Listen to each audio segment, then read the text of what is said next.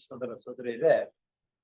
ಇವತ್ತೊಂದು ದಿವಸ ಸಪ್ತೀಕರಣ ಅಲ್ಲ ಅಲ್ಲ ಅಲ್ಲ ಸಪ್ತೀಕರಣ, ಸಪ್ತಿಗಿರಿ ಅಲ್ಲ, ಸಪ್ತೀಕರಣ ಅಂತಕ್ಕಂಥದ್ರ ಬಗ್ಗೆ.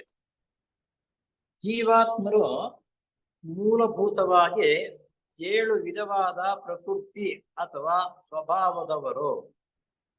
ಗುಪ್ತ ವಿದ್ಯಾಶಾಸ್ತ್ರದಲ್ಲಿ 1, 3 ಮತ್ತು 7 ಈ ಸಂಖ್ಯೆಗಳು ಬಹುಮುಖ್ಯವಾದವು. ಬೆಳ್ಳಗಿರುವ ಸೂರ್ಯನ ಬೆಳಕು ಪ್ರಿಸಮ್ ಎಂಬ 3 ಮೂಲೆಗಳುಳ್ಳ ಗಾಜಿನ ಮೂಲಕ ಮಸೂರದ ಮೂಲಕ ಹಾಯಿಸಲ್ಪಟ್ಟರೆ 7 ಬಣ್ಣಗಳು ಕಿರಣಗಳಾಗಿ ಭಾಗವಾಗುತ್ತದೆ. ಇಲ್ಲಿ ಜೀವಾತ್ಮನು ಮೂಲಭೂತವಾಗಿ 7 ವಿಧವಾದ ಪ್ರಕೃತಿ ಅಥವಾ ಸ್ವಭಾವವುಳ್ಳವನು ಅಂತ ಹೇಳ್ತಾರೆ. ಸ್ವಭಾವದವರು. ಜೀವಾತ್ಮ ಅಂತಕ್ಕಂಥದ್ದು ದೇಹಾತ್ಮ, ಇದು ಟೈಟಲ್ ಇರುವುದೇ ಜೀವಾತ್ಮ, ದೇಹಾತ್ಮ, ಅಂತರಾತ್ಮ ಅಂತಕ್ಕಂಥದ್ದು. ಅದರಲ್ಲಿ ಜೀವಾತ್ಮರು ಮೂಲಭೂತವಾಗಿ 7 ವಿಧವಾದ ಪ್ರಕೃತಿ ಅಥವಾ ಸ್ವಭಾವದವರು. ನಮ್ಮ ಮಾನವ ಜನಾಂಗ ಬಂದಿರತಕ್ಕಂಥದ್ದು ಎಲ್ಲವೂ 7 ರೀತಿಯಲ್ಲಿರ್ತಕ್ಕಂಥ ಸ್ವಭಾವದಿಂದ ಆ ಜನಾಂಗದಿಂದ ಬಂದಿರತಕ್ಕಂಥದ್ದು ಅಂತ ಹೇಳೋದು. ಗುಪ್ತ ವಿದ್ಯಾಶಾಸ್ತ್ರದಲ್ಲಿ 1, 3 ಮತ್ತು 7 ಈ ಸಂಖ್ಯೆಗಳಿಗೆ ಬಹುಮುಖ್ಯವಾದವು. ನಮ್ಮ ತಿಸಾಫರ್ ಸೊಸೈಟಿಯಲ್ಲೇ ಅಥವಾ ಗುಪ್ತ ವಿದ್ಯಾಶಾಸ್ತ್ರದಲ್ಲಿ 1, 3, 7ಕ್ಕೆ ಬಹಳ ಪದಾರ್ಥವಾಗಿದೆ.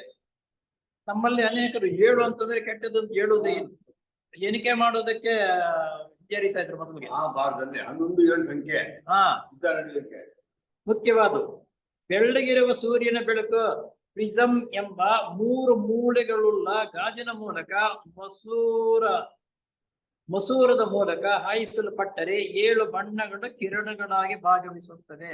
ಶಾಲೆಯಲ್ಲಿ ಪ್ರಿಸಮ್ ಅಂತಕ್ಕಂಥ 3 ಮೂಲೆಗಳು ಇರ್ತಕ್ಕಂಥದ್ದು. ಅದರ ಮುಖಾಂತರ ಬೆಳಕನ್ನು ಹಾರಿಸಿದಾಗ 7 ರೀತಿಯ ಬಣ್ಣಗಳು ಕಾಣಿಸ್ತಾ ಇದ್ವು.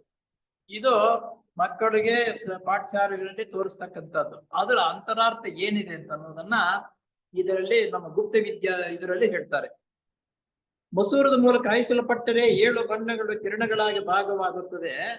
ಸಾಕ್ಷಾತ್ ಪರಬ್ರಹ್ಮನ ಪ್ರಭೆಯು ಸೂರ್ಯನ ಬೆಳಕಿನಂತೆ ಸ್ವಚ್ಛವಾದ ಬಿಳಿಯದು. ಸಾಕ್ಷಾತ್ ಪರಬ್ರಹ್ಮ ಇದನ್ನಲ್ಲ, ಆತನ ಬೆಳಕು ಸೂರ್ಯನ ಬೆಳಕಾಗಿ ಸ್ವಚ್ಛವಾಗಿರುತ್ತೆ. ಬೆಳ್ಳಗೆ ಆ ರೀತಿ ಇರುತ್ತೆ ಪರಬ್ರಹ್ಮನ ಬೆಳಕು ಅಂತಕ್ಕಂಥದ್ದು. ಇದು 3 ಮುಖಗಳುಳ್ಳ ತ್ರಿಮೂರ್ತಾತ್ಮಕನಾದ 3 ಮುಖಗಳಿರ್ತಕ್ಕಂಥವು ತ್ರಿಮೂರ್ತಿಗಳು ಅಂದ್ರೆ ಬ್ರಹ್ಮ, ವಿಷ್ಣು, ಮಹೇಶ್ವರ. ಈಶ್ವರನ ಮೂಲಕ ಅಭಿವ್ಯಕ್ತವಾದಾಗ 7 ಪ್ರಜಾಪತಿಗಳ ರೂಪವಾಗಿ 7 ವಿಧವಾದ ತತ್ವ ರೂಪಗಳಾಗಿ ಭಾಗವಾಗುತ್ತದೆ. ಇಲ್ಲಿ 3 ಮುಖಗಳುಳ್ಳ ತ್ರಿಮೂರ್ತಾತ್ಮಕನಾದ ಈಶ್ವರನ ಮೂಲಕ ಅಭಿವ್ಯಕ್ತವಾದಾಗ 7 ಪ್ರಜಾಪತಿಗಳ ರೂಪವಾಗಿ 7 ವಿಧವಾದ ತತ್ವ ರೂಪಗಳಾಗಿ, ಅದು ಬ್ರಹ್ಮನಿಂದ ಬಂದಿರತಕ್ಕಂಥದ್ದು. ಆ 7 ಬಣ್ಣಗಳು 7 ಪ್ರಜಾಪತಿಗಳಾಗಿ ಇರ್ತಾರೆ. ರೂಪವಾಗಿ 7 ವಿಧವಾದ ತತ್ವಗಳ ರೂಪವಾಗಿ ಭಾಗವಹಿಸುತ್ತದೆ.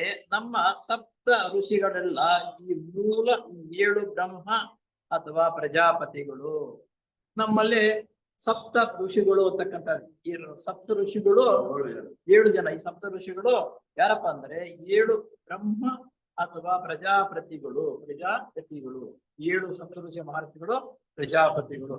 ನಾವೆಲ್ಲರೂ ಅವರ ಮೂಲದಿಂದಾನೇ ನಾವು ಬಂದಿರತಕ್ಕಂಥದ್ದು. ಆ ಪ್ರಜಾಪತಿ 7 ಜನ ಮಹರ್ಷಿ ಇರ್ತಾರಲ್ಲ, ಅವ್ರ ಮೂಲದಿಂದಾನೇ ನಾವು ಬಂದಿರತಕ್ಕಂಥದ್ದು.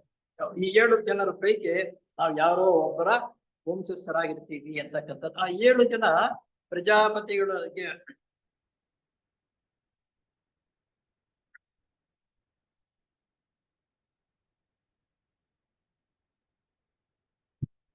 ಆ ಸಪ್ತ ಋಷಿಗಳು ಮುಂದೆ ಬರುತ್ತೆ, ಅದನ್ನ ವಿವರವಾಗಿ ಅದನ್ನು ಬರುತ್ತೆ. ಆ ಸಪ್ತ ಋಷಿಗಳ ಮುಖಾಂತರ ನಾವೆಲ್ಲ ಬಂದಿರತಕ್ಕಂಥದ್ದನ್ನು ಹೇಳೋಣ.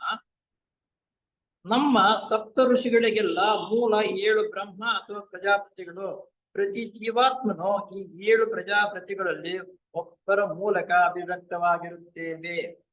ಎಂದರೆ ಸಂಸಾರ ಚಕ್ರವನ್ನ ಪ್ರವೇಶಿಸುತ್ತಾ ಅಂತಹವನು ಅದೇ ಪ್ರಜಾಪತಿಯ ಮೂಲಕ ಹಿಂತಿರುಗಿ ಪರಾತ್ಮರನಾದ ತನ್ನ ಮೂಲ ಸ್ವರೂಪದಲ್ಲಿ ಎರಕವಾಗಬೇಕು.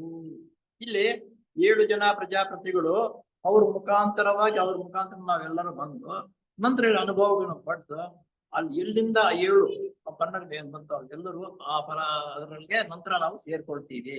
ಇದು ಒಂದು ಬಹುಮುಖ್ಯವಾದ ಸಾಮಾನ್ಯ ನಿಯಮ. ಇದು ನಿಯಮವಾಗಿರ್ತಕ್ಕಂಥದ್ದು ಹೀಗೆ ಬಹುಮುಖ್ಯವಾಗಿರ್ತಕ್ಕಂಥದ್ದು ಸಾಮಾನ್ಯವಾಗಿರ್ತಕ್ಕಂತಹ ನಿಯಮ ಸಮೇತ ಆಗಿರುತ್ತದೆ. ಇದು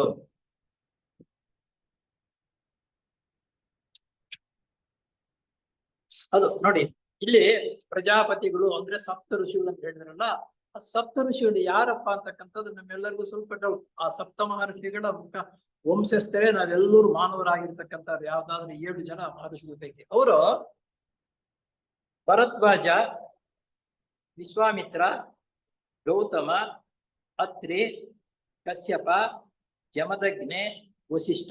ಇವರು ಈ 7 ಜನ ಮಹರ್ಷಿಗಳು ಪ್ರಜಾಪತಿಗಳು ಇದುವರೆಗೂ ಹೆಸರು. ಈ ಋಷಿಗಳ ಮುಖಾಂತರ ನಾವೆಲ್ಲ ನಮ್ಮ ಸಂತತಿ ಬಂದಿರೋದು. ನಿಮ್ಮ ಗೋತ್ರ ಯಾವುದು ಅಂತಂದ್ರೆ ಗೊತ್ತಿರತಕ್ಕಂಥವ್ರು ಈ ಋಷಿಗಳ ಮೂಲ ಯಾವ್ದೋ ಒಬ್ಬ ಋಷಿ, ನಮ್ಮದು ವಸಿಷ್ಠ ಗೋತ್ರ, ಆಮೇಲೆ ವಿಶ್ವಾಮಿತ್ರ ಗೋತ್ರ, ಗೌತಮ ಗೋತ್ರ ಅಂತ ಗೋತ್ರಗಳು ಹೇಳ್ತಾರೆ. ಎಲ್ಲರೂ ಹೇಳ್ತಾರೆ. ಅಲ್ಲ, ನಮಗೂ ಅವ್ರ ಮುಖಾಂತರನೇ ನಾವು ಬಂದಿರೋದು. ನಮ್ಗೆ ಗೊತ್ತಿಲ್ಲದಿರ ನಾವು ಅದನ್ನ ಹೇಳಲ್ಲ.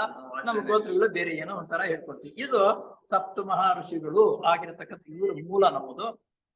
ಇವ್ರು ಹೆಂಗಿಂದ್ರೆ ಆ ಬ್ರಹ್ಮನ ಮುಖಾಂತರ ಬ್ರಹ್ಮನ ಬೆಳಕು ಎತ್ತಿದೆಯಲ್ಲ, ಅದ್ಭುತವಾಗಿರ್ತಕ್ಕಂಥ ಅದರಿಂದ ಇವರು ಸಪ್ತ ಮಹರ್ಷಿಗಳು ಹುಟ್ಟಿರ್ತಕ್ಕಂಥದ್ದು ಆಗಿರತಕ್ಕಂಥದ್ದು. ಇವರು ಭರದ್ವಾಜ, ವಿಶ್ವಾಮಿತ್ರ, ಗೌತಮ, ಅತ್ರಿ, ಕಶ್ಯಪ, ಜಮದಗ್ನಿ, ವಸಿಷ್ಠ, ಹೀಗೆ 7 ಜನ ಮಹರ್ಷಿಗಳು ಮುಖಾಂತರ ನಾವೆಲ್ಲರೂ ಬಂದಿರತಕ್ಕಂಥದ್ದು ಅಂತ ಅನ್ನೋದು ಇಲ್ಲಿ ಹಿಂದೆ ಅದಕ್ಕೆ ಉತ್ತರ ಹೇಳಿದ್ರು. ಪ್ರಜಾಪತಿಗಳು 7 ಸಪ್ತ ಪ್ರಜಾಪತಿಗಳು. ಸಪ್ತ ಪ್ರಜಾಪತಿಗಳು. ಈಗ 1 3 ಆಗುವುದು, 3 7 ಭಾಗವಾಗುವುದಕ್ಕೂ ಇರುವ ತತ್ವಾಧಾರವೇನು? ಇಲ್ಲಿ ಮುಖ್ಯವಾಗಿ 1 3 ಆಗುವುದು ಹೇಗೆ? ಮೊದಲು 1 3 ಆಗುವುದು ಹೇಗೆ? 1 ಅಂತಕ್ಕಂಥದ್ದು ಶಿವನ ಚೈತನ್ಯ, ಶಿವ ಒಬ್ಬರೇ. ಆ ಶಿವನಿಂದ ಶಿವ, ವಿಷ್ಣು, ಬ್ರಹ್ಮ ಅಂತ 3 ಆದ್ರು. ಶಿವ, ವಿಷ್ಣು, ಬ್ರಹ್ಮ.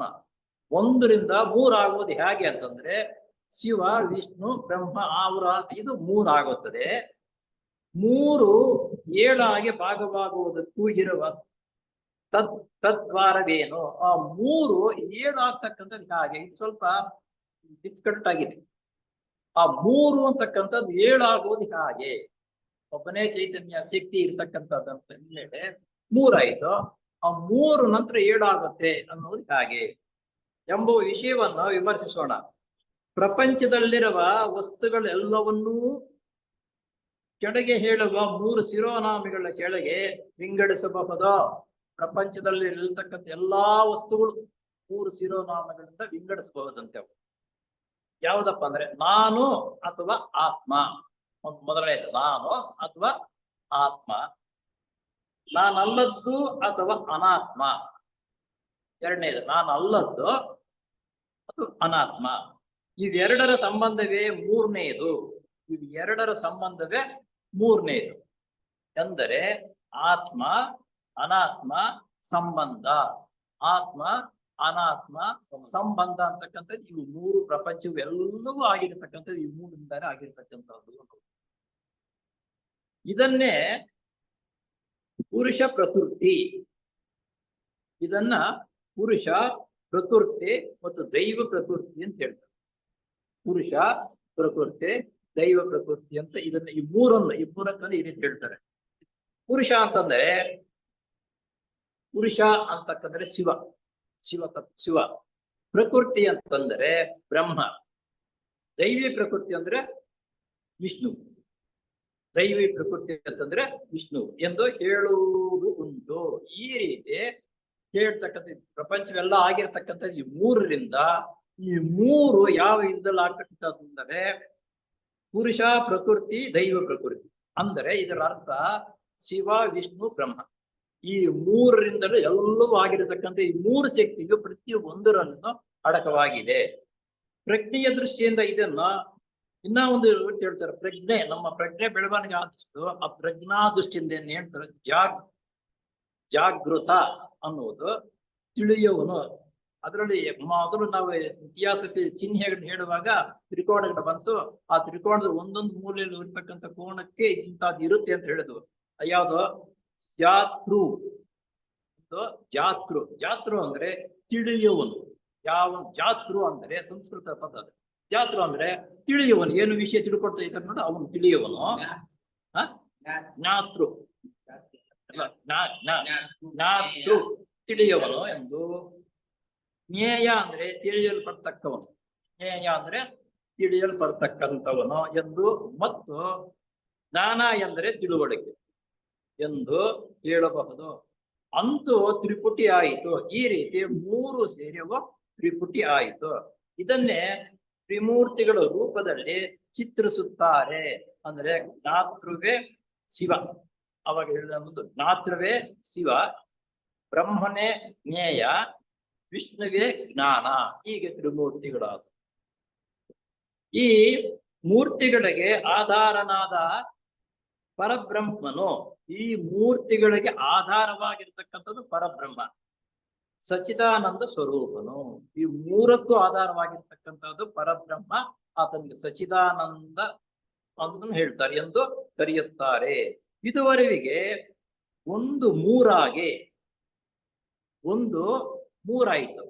ಮೂರಾಗಿದ್ದ ಹಾಗೆ ಶಿವ ವಿಷ್ಣು ಬ್ರಹ್ಮ ಮೂರಾಯಿತು. ಆವಿರ್ಭವಿಸಿದ ಪಕ್ಷವನ್ನು ಸ್ಥೂಲವಾಗಿ ವಿವರಿಸಿದ್ದು ಆಯಿತು. ಆ ಮೂರು ಯಾವ ರೀತಿ ಆಯಿತು ಅಂತ ಯಾರು ಅಂತಕ್ಕಂಥದ್ದು ವಿವರಣೆಯನ್ನು ಹೇಳಿದ್ದು ಆಯಿತು. ಇನ್ನು ಮೂರು ಏಳಾಗುವುದು ಹೇಗೆ?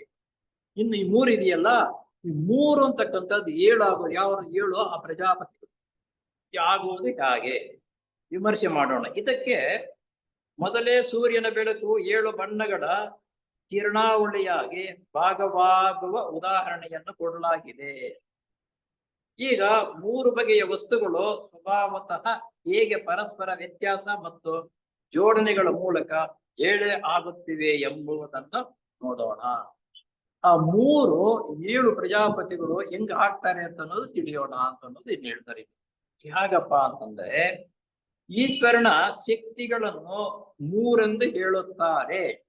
ಈಶ್ವರನ ಶಕ್ತಿ 3 ಎಂದು ಹೇಳ್ತಾರೆ. ಶಿವ ವಿಷ್ಣು ಬ್ರಹ್ಮ ಈ 3. ಅಥವಾ ಇದಕ್ಕೆ ಏನ್ ಹೇಳ್ತೀವಪ್ಪ ಅಂತಂದ್ರೆ, ಇನ್ನೊಂದು ಇಚ್ಛೆ, ಜ್ಞಾನ ಮತ್ತು ಕ್ರಿಯೆ. ಇಚ್ಛೆ, ಜ್ಞಾನ ಮತ್ತು ಕ್ರಿಯೆ, ಆ 3ಕ್ಕೆ ಈ ರೀತಿಯ ಹೆಸರು ಬರುತ್ತದೆ. ಮನುಷ್ಯನು ಈಶ್ವರನ ಅಂಶನಾದುದರಿಂದ, ಪ್ರತಿಯೊಬ್ಬ ಮನುಷ್ಯನು ಈಶ್ವರನ ಅಂಶವೇ ಆದುದರಿಂದ ಅವನಲ್ಲಿಯೂ ಈ 3 ಶಕ್ತಿಗಳು ಇವೆ. ನಮ್ಮ ಮನುಷ್ಯರು ಪ್ರತಿಯೊಬ್ಬರು ಮನುಷ್ಯನಲ್ಲಿನೂ ಈ 3 ಶಕ್ತಿಗಳು ಇದೆ. ಅಂದ್ರೆ ಶಿವ ವಿಷ್ಣು ಬ್ರಹ್ಮ ಈ 3 ಶಕ್ತಿಗಳು ಪ್ರತಿಯೊಬ್ಬ ಮನುಷ್ಯರಲ್ಲೂ ಸಮೇತ ಇವೆ. ಆದರೆ ನಾನಾ ಮನುಷ್ಯರಲ್ಲಿ ಬೇರೆ ಬೇರೆ ಪ್ರಮಾಣದಲ್ಲಿವೆ. ಆದರೆ ಈ 3 ಶಕ್ತಿಗಳು ಒಂದೇ ರೀತಿಯಲ್ಲಿಲ್ಲ, ಒಬ್ಬೊಬ್ಬರಲ್ಲಿ ಒಂದೊಂದು ರೀತಿಯಲ್ಲಿ ವ್ಯಕ್ತವಾಗುತ್ತವೆ, ಇರುತ್ತವೆ. ಈ 3 ಶಕ್ತಿಗಳನ್ನು ಸಮದೃಷ್ಟಿಯಾಗಿ ಬೆಳೆಸಿಕೊಂಡಾಗ ಅವನು ಜೀವನ್ಮುಕ್ತನಾಗಿ ಮೇಲ್ಮಟ್ಟಕ್ಕೆ ಹೋಗ್ತಾನೆ ಅಂತ. ಹಾಗೆ ಅಂತ ಅನ್ನೋದನ್ನ ಇಲ್ಲೊಂದು ಕೋಷ್ಟಕ ಇದೆ, ಇದೊಂದು ದೊಡ್ಡದು ಮಾಡಿಸ್ಬೇಕಾಗಿತ್ತು.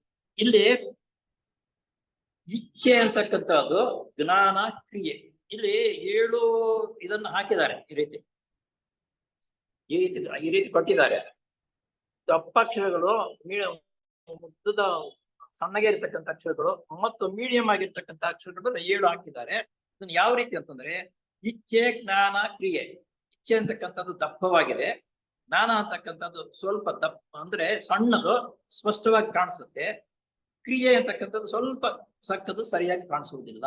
ಅಂತಂದ್ರೆ ಈ 3 ಗುಣಗಳು ಇಚ್ಛೆ ಜ್ಞಾನ ಕ್ರಿಯೆ ಅಂತಂದ್ರೆ ಅಲ್ಲಿಗೆ ವಿಷ್ಣು ಬ್ರಹ್ಮ ಈಶ್ವರ ಅಂತಕ್ಕಂಥದ್ದು ಅವರಲ್ಲಿ ಇಚ್ಛೆ ಅಂತಕ್ಕಂಥದ್ದು ಪ್ರಬಲವಾಗಿರುತ್ತೆ. ಒಂದು ಪಂಗಡದಲ್ಲಿ ಒಬ್ಬ ಪ್ರಜಾಪತಿಯಿಂದ ಬಂದಿರತಕ್ಕಂಥವನು. ಜ್ಞಾನ ಅಂತಕ್ಕಂಥದ್ದು ಪರವಾಗಿಲ್ಲ, ಸ್ವಲ್ಪ ಸ್ವಲ್ಪ ಇದೆ. ಕ್ರಿಯೆ ಮಾಡ್ತಕ್ಕಂಥದ್ದು ಏನು ಇಲ್ಲ, ಕ್ರಿಯೆ ಕೆಲಸ ಮಾಡ್ತಕ್ಕಂಥದ್ದು ಅವನಿಗೆ ಅಧಿಕಾರ ಬೇಕು, ವ್ಯವಸ್ಥೆ ಬೇಕು. ಆ ಜ್ಞಾನ ಅದನ್ನು ಯಾಕೆ ಸಂಪಾದನೆ ಇರುತ್ತೆ, ಅಧಿಕಾರ ಬಂದ್ರು ಕ್ರಿಯೆ ಅನ್ನೋದು ಏನು ಮಾಡಲ್ಲ. ಇಂಥ ಗುಂಪುಗಳು ವೇದಕಾಲ. ಇದು ಒಂದು ಗುಂಪು, ಇದು ಒಂದು ಮಹರ್ಷಿಯಿಂದ ಬಂದಿರತಕ್ಕಂಥವ್ರು. ಆಮೇಲೆ ಇಚ್ಛೆ ಇನ್ನೊಂದು, ಅದು ಒಂದಾಯ್ತು. ಇಚ್ಛೆ, ಕ್ರಿಯೆ, ಜ್ಞಾನ. ಇಚ್ಛೆ ಅಂತಕ್ಕಂಥದ್ದು ಕೆಲವರು ಅಧಿಕಾರ ಇದೆ, ಕ್ರಿಯೆ ಅಂತಕ್ಕಂಥದ್ದು ಕೆಲಸ ಕ್ರಿಯೆ ಮಾಡ್ತಕ್ಕಂಥದ್ದು. ಆದ್ರೆ ಅವನಿಗೆ ಜ್ಞಾನವೇ ಇಲ್ಲ. ಯಾರೋ ಒಬ್ಬರ ಅಧಿಕಾರ ವ್ಯವಸ್ಥೆಯಿಂದ ದಂಡಿಯಾಗಿ ಮಾಡಿಕೊಟ್ಟಿದ್ದಾರೆ, ತಿಂದುಕೊಂಡಿರ್ತಾನೆ. ಸಪೋಸ್ ಹೇಳ್ಬೇಕು ಅಂತಂದ್ರೆ ಮನೆ ಮಠಗಳು ಕಟ್ಟಿರ್ತಕ್ಕಂಥವ್ರು ಅದಕ್ಕೆ ಇದು ಬರ್ತಾ ಇರ್ತದೆ ದಂಡಿಯಾಗಿ ತಿನ್ನೋದಕ್ಕೆ, ಏನು ಬರೋದು ಅದಷ್ಟೇ ಅವನು. ಅಂತ ಜನರು ಬೇಕಾದಷ್ಟೇ ಅದಂತ ಗುಂಪಿನವರು. ಇಚ್ಛೆ, ಕ್ರಿಯೆ, ಜ್ಞಾನ ಅಂತಕ್ಕಂಥವ್ರು. ಆಮೇಲೆ ಜ್ಞಾನ ಜಾಸ್ತಿ ಇದೆ, ಇಚ್ಛೆ ಸ್ವಲ್ಪ. ಇಚ್ಛೆ ಅಂತಂದ್ರೆ ಇದನ್ನ ನಂದು, ನಾನು ಮಾಡ್ಬೇಕು ಹೀಗೆ ಅಂತಕ್ಕಂಥದ್ದು. ಕ್ರಿಯೆ, ಆ ಕೆಲಸ ಮಾಡ್ತಕ್ಕಂಥದ್ದು. ಜ್ಞಾನ ಇದೆ, ಇಚ್ಛೆ ಆದ್ರೆ ಆಗಲಿ ಹೋದ್ರೆ ಹೋಗು, ಕ್ರಿಯೆ ಅಂತೂ ಇಲ್ವೇ ಮಾಡುವೆ. ಈ ಗುಂಪು, ಇದು ಒಂದು ಗುಂಪು. ಅಲ್ಲಿಗೆ 1, 2, 3 ಆಯ್ತು. ಆಮೇಲೆ ಇನ್ನೊಂದು ಗುಂಪು ಜ್ಞಾನ, ಕ್ರಿಯೆ, ಇಚ್ಛೆ. ಜ್ಞಾನ ಇದೆ, ಕ್ರಿಯೆನೂ ಇದೆ, ಇಚ್ಛೆ ಅಂತಕ್ಕಂಥದ್ದು ಏನು ಇಲ್ಲ. ನನ್ಗೆ ಅಧಿಕಾರ ಬೇಕು, ನನ್ಗೆ ಚೆನ್ನಾಗಿ ಹೆಸರು ಬೇಕು, ಮಾಡ್ಬೇಕು ಅಂತಕ್ಕಂಥದ್ದು ಒಂದು ಚೂರು ಇಲ್ಲ. ಈ ರೀತಿ ಇರ್ತಾರೆ. ಕ್ರಿಯೆ, ಜ್ಞಾನ, ಇಚ್ಛೆ. ಕ್ರಿಯೆ, ಇಚ್ಛೆ, ಜ್ಞಾನ ಇನ್ನೊಂದು. ಆಮೇಲೆ ಇಚ್ಛೆ, ಜ್ಞಾನ, ಕ್ರಿಯೆ. ಹೀಗೆ 7 ವಿಧವಾಗಿರ್ತಕ್ಕಂಥದ್ದು ಇರುತ್ತೆ ಇಲ್ಲಿ. ಅದೇ ಈ 3 ಎಲ್ಲಾ ಗುಣಗಳನ್ನು ಇರತಕ್ಕಂಥವ್ರು ಮಹರ್ಷಿಗಳು ಯಾರಪ್ಪ ಅಂತಂದ್ರೆ ಭರದ್ವಾಜ, ವಿಶ್ವಾಮಿತ್ರ, ಗೌತಮ, ಅತ್ರಿ, ಕಶ್ಯಪ, ಜಮದಗ್ನಿ, ವಸಿಷ್ಠ ಅಂತಕ್ಕಂಥವ್ರು ಈ ರೀತಿ ಆ 7 ಪ್ರಜಾಪತಿಗಳು ಆಗಿರ್ತಾರೆ ಅನ್ನೋದು. ಒಟ್ಟಿನಲ್ಲಿ ಅವು 7 ಪ್ರಮಾಣಗಳಲ್ಲಿ ಎಲ್ಲವೆಲ್ಲ ಸೇರ್ಕೊಂಡೆ 7 ಪ್ರಮಾಣಗಳಲ್ಲಿ ವ್ಯಕ್ತವಾಗುತ್ತದೆ ಎಂದು ಹೇಳಬಹುದು. ಮೇಲೆ ತೋರಿಸಿರುವ ನಕ್ಷೆಯಲ್ಲಿ ಬಹಳ ದಪ್ಪ ಅಕ್ಷರಗಳಲ್ಲಿ ಅಚ್ಚಾಗಿರುವುದು 70%. ಇಲ್ಲಿ ಅಚ್ಚಾಗಿರ್ತಕ್ಕಂಥದ್ದು ಇದೆಯಲ್ಲ, ದಪ್ಪ ಅಕ್ಷರಗಳಲ್ಲಿ ಆಗಿರ್ತಕ್ಕಂಥದ್ದು 70% ಇದೆ. ಸುಮಾರು ಅಕ್ಷರಗಳಿರುವುದು 20%. ಬಹಳ ಸಣ್ಣ ಅಕ್ಷರಗಳಿರುವುದು 10%. 70, 20, 10 ಅಂದ್ರೆ ಅಲ್ಲಿ 100 ಆಯ್ತು. ಎನಿಸು ಮೊದಲಿನ 6 ಸಾಲುಗಳು ಅರ್ಥ ಮಾಡಿಕೊಳ್ಳಬಹುದು. ಮೊದಲಿನ 6 ಸಾಲುಗಳಲ್ಲಿ, ಈ 6 ಸಾಲುಗಳಲ್ಲಿ ಒಂದೊಂದು ರೀತಿಯಲ್ಲಿ ಒಬ್ಬೊಬ್ಬರಲ್ಲಿ ಒಂದೊಂದು ಏರುಪೇರುಗಳಿದೆ. ಕಡೆಯಲ್ಲಿ ಇರ್ತಕ್ಕಂಥದ್ರಲ್ಲಿ ಇಚ್ಛೆ, ಜ್ಞಾನ, ಕ್ರಿಯೆ ಎಲ್ಲವೂ ಸರಿ ಸಮಾನವಾಗಿದೆ. ಅಂದ್ರೆ ಎಲ್ಲಾ ಗುಣಗಳನ್ನು ಬೆಳೆಸ್ಕೊಂಡಿರ್ತಕ್ಕಂಥವ್ರು ನಮ್ಮ ಸಮಾಜದಲ್ಲಿದ್ದಾರೆ. ಎಲ್ಲಾ ಗುಣಗಳು ಬೆಳೆಸ್ಕೊಂಡಿರ್ತಕ್ಕಂಥವ್ರು ನಮ್ಮ ಸಮಾಜದಲ್ಲಿದ್ದಾರೆ. ಅವರು ಮುಂದೆ ಅತ್ಯಂತ ಉತ್ತಮವಾಗಿರ್ತಕ್ಕಂಥ ಮಟ್ಟಕ್ಕೆ ಹೋಗ್ತಕ್ಕಂಥ ಸಾಮರ್ಥ್ಯ ಇರತಕ್ಕಂಥವ್ರು ಈ ರೀತಿ ಆಗಿರುತ್ತೆ ಅಂತ ಅನ್ನೋದು. ಕೊನೆಯದಾದ 7ನೇ ಸಾಲಿನಲ್ಲಿ 3 ಶಕ್ತಿಗಳು ಸಮ. 3 ಶಕ್ತಿಗಳು ಒಂದೇ ಸಮನಾಗಿರ್ತಕ್ಕಂಥದ್ದು. 33 ಮತ್ತು 31 ನಮಗೆ ಸುಲಭವಾಗಿ ಅರ್ಥವಾಗುವುದಕ್ಕೋಸ್ಕರ ಉದಾಹರಣೆ ಕೊಟ್ಟೆ.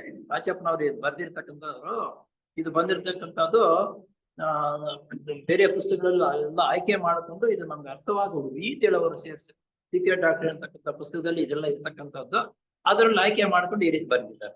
70, 20 ಮತ್ತು 10 ಎಂದು ಹೇಳಿದ್ದೇನೆ. ಅವರು ನಮ್ಗೆ ಅರ್ಥವಾಗುವ ರೀತಿಯಲ್ಲಿ ಹೇಳಿದ್ದೀನಿ. ಇದೇ ಕಾಯಂ ಅಂತ ಅನ್ಕೋಬೇಡಿ.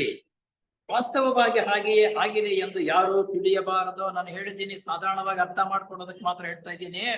ವಾಸ್ತವವಾಗಿ ಇದೇ ರೀತಿ ಅಂತ ಅನ್ನೋದು ನೀವು ಯಾರು ತಿಳ್ಕೋಬೇಡಿ. ಇದೇ ರೀತಿಯಲ್ಲಿ ಇನ್ನೊಂದು ಇದೇ ರೀತಿ ಸತ್ವಗುಣ, ರಜೋಗುಣ, ತಮೋ ಗುಣಗಳು ಇರತಕ್ಕಂಥದ್ದು. ಇದು ಭಗವದ್ಗೀತೆಯಲ್ಲಿ ಬರ್ತಕ್ಕಂಥದ್ದು. ಸತ್ವಗುಣ, ರಜೋಗುಣ, ತಮೋಗುಣ ಅಂತಕ್ಕಂಥದ್ದು ಒಂದೊಂದು ಗುಣದವರ ಮನುಷ್ಯರ ಸ್ವಭಾವ ಹೇಗಿರುತ್ತೆ ಅಂತ ಅನ್ನೋದು ಅವ್ರು ಹೇಳ್ತಾರೆ, ತೋರಿಸ್ತಾರೆ. ಪ್ರಕೃತಿಯಲ್ಲೂ 7 ವಿಧಗಳಾಗಿವೆ. ಇದು ಪ್ರಕೃತಿಯಲ್ಲೂ ಸಮೇತ ಇವನು ಅದೇ ರೀತಿಯಲ್ಲಿ 7 ರೀತಿಯಲ್ಲಿ ಆಗಿರ್ತಕ್ಕಂಥವ್ರು. ಈ 3 ಗುಣಗಳು ಸರಿಸಮಾನವಾಗಿರ್ತಕ್ಕಂಥವ್ರು ಮುಂದಿನ ಮಟ್ಟಕ್ಕೆ ಮೇಲಕ್ಕೆ ಅರ್ಹತೆ, ಯಾವುದೋ ದೀಕ್ಷೆ ಪಡೀತಕ್ಕಂಥ ಅರ್ಹತೆ ಇನ್ನೂ ಮುಂದಿನ ಮೆಟ್ಟಲು ಎತ್ತುವುದಕ್ಕೆ ಸಾಧ್ಯವಾಗುತ್ತೆ. ಅದು ಯಾವಾಗ ಸತ್ವಗುಣ, ರಜೋಗುಣ, ತಮೋ ಗುಣಗಳು ಸರಿಸಮಾನವಾಗಿ ಅವಲಂಬಿತ. ಈ ರೀತಿ ಜೋಡಣೆ ವ್ಯತ್ಯಾಸಗಳ ಮೂಲಕ ಈ ರೀತಿ ಜೋಡಣೆ ವ್ಯತ್ಯಾಸಗಳ ಮೂಲಕ. ವ್ಯತ್ಯಾಸ ಅಂದ್ರೆ ಒಂದರಲ್ಲಿ ಒಂದು ರೀತಿ, ಇನ್ನೊಂದರಲ್ಲಿ ಒಂದು ರೀತಿ, ಇನ್ನೊಂದೊಂದು ರೀತಿ, 6 ಈ ರೀತಿ ವ್ಯತ್ಯಾಸಗಳಾಗೆ ಬಂತು. ಕಡೆ 7ನೇದು ಸರಿ ಸಮಾನ, ಎಲ್ಲರೂ 3 ಸಮಾನವಾಗಿ ಬಂತು. ಬೇರೆ ಯಾವ ಸಂಖ್ಯೆಯಾಗಲಿ ಆಗಲಾರದು. ಇನ್ನೊಂದೇನಂದ್ರೆ ಆ 3 ಪ್ರಜ್ಞೆ, ಜ್ಞಾನ, ಇಚ್ಛೆ ಅಂತಕ್ಕಂಥ ಈ 3 ಇದೆಯಲ್ಲ, 3ವನ್ನು ಆ ರೀತಿ ವಿಂಗಡಿಸಿ ಮಾಡಿದಾಗ 7 ಆಗುತ್ತೆ ಹೊರತು ಇನ್ನು ಬೇರೆ ಸಂಖ್ಯೆಗಳಾಗೋದಕ್ಕೆ ಸಾಧ್ಯವೇ ಇಲ್ಲ. ಆದ್ದರಿಂದ ಪ್ರಜಾಪತಿಗಳು 7 ಅಂತಕ್ಕಂಥ ಮಹರ್ಷಿಗಳು 7.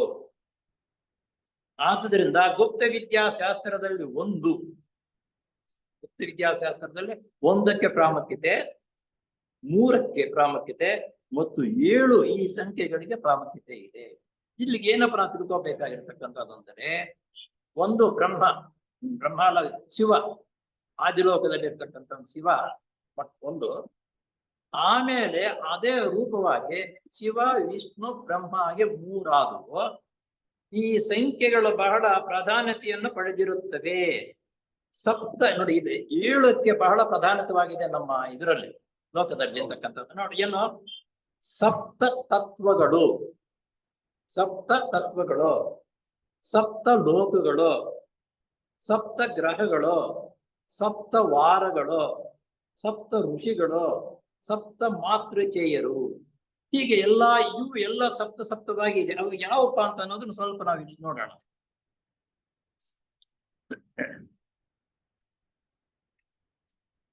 ನೋಡಿ, 1ನೇದು ಸಪ್ತ ತತ್ವಗಳು: ಆದಿ ತತ್ವ, ಅನುಪಾದಕ ತತ್ವ, ಆಕಾಶ ತತ್ವ, ವಾಯು ತತ್ವ, ತೇಜಸ್ಸು ತತ್ವ, ಅಪ್ ತತ್ವ, ಪೃಥ್ವಿ ತತ್ವ ಅಂತ ಈ ರೀತಿ 7 ತತ್ವಗಳು. ಫಿಲಾಸಫಿಕಲ್ ಸೊಸೈಟಿ ಸದಸ್ಯರಾಗಿರ್ತಕ್ಕಂಥವ್ರಿಗೆ ಎಲ್ಲ ಚಿರಪರಿಚಿತ ಇದೆ. 7 ತತ್ವಗಳಿವೆ. ಆಮೇಲೆ 2ನೇದು ಏನ್ ಹೇಳಿದ್ರು, ಸಪ್ತಲೋಕಗಳು. ಸ್ಥೂಲ ಲೋಕ, ಕಾಮಲೋಕ, ಮನೋಲೋಕ, ಬುದ್ಧಿಲೋಕ, ಆತ್ಮಲೋಕ, ಅನುಪಾದಕ ಲೋಕ, ಆದಿಲೋಕ, ಹೀಗೆ ಸಪ್ತ ಲೋಕಗಳು. ಇಲ್ಲಿ ಸಪ್ತ ತತ್ವಗಳಾಯ್ತು, ಸಪ್ತ ಲೋಕಗಳು.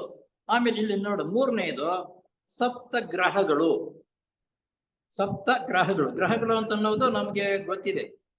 ಗ್ರಹಗಳು ಯಾವ್ದಪ್ಪ ಅಂತಂದ್ರೆ, ಮಂಗಳ ಗ್ರಹ, ಬುಧ ಗ್ರಹ, ಗುರು ಗ್ರಹ, ಶುಕ್ರ ಗ್ರಹ, ಶನಿ ಗ್ರಹ, ಯುರೇನಸ್, ನೆಪ್ಟ್ಯೂನ್ ಅಂತಕ್ಕಂಥ ಇವು ಗ್ರಹಗಳು. 7 ಗ್ರಹಗಳು. 9 ಗ್ರಹಗಳು ಅಂತ ಹೇಳ್ತೇವೆ. 9 ಗ್ರಹಗಳಲ್ಲಿ ಸೂರ್ಯನ ಸೇರಿಸ್ಕೊಂಡು ಹೇಳ್ತಾರೆ. ಸೂರ್ಯನು ಗ್ರಹವಾಗಲ್ಲ, ಅದು ನಕ್ಷತ್ರವಾಗುತ್ತೆ. ನಮ್ಮ ಪಾಠಶಾಲೆಗಳು ಹೇಳ್ತಾರೆ ಗ್ರಹಗಳಿಗೂ ನಕ್ಷತ್ರಗಳಿಗೆ ಏನು ವ್ಯತ್ಯಾಸ ಅಂತಂದ್ರೆ ಹೇಳ್ತಿದ್ರು. ಅದರಿಂದ ನಮ್ಮ ಪೂಜಾ ಪುನಸ್ಕಾರಗಳಲ್ಲಿ ನಮ್ಮ ಬೇರೆಯವರು ಹೇಳ್ತಕ್ಕಂಥದ್ರಲ್ಲಿ ಸೂರ್ಯನ ಗ್ರಹವಲ್ಲ, ನಕ್ಷತ್ರ ಅಂತ. ಸೂರ್ಯಮಂಡಲ.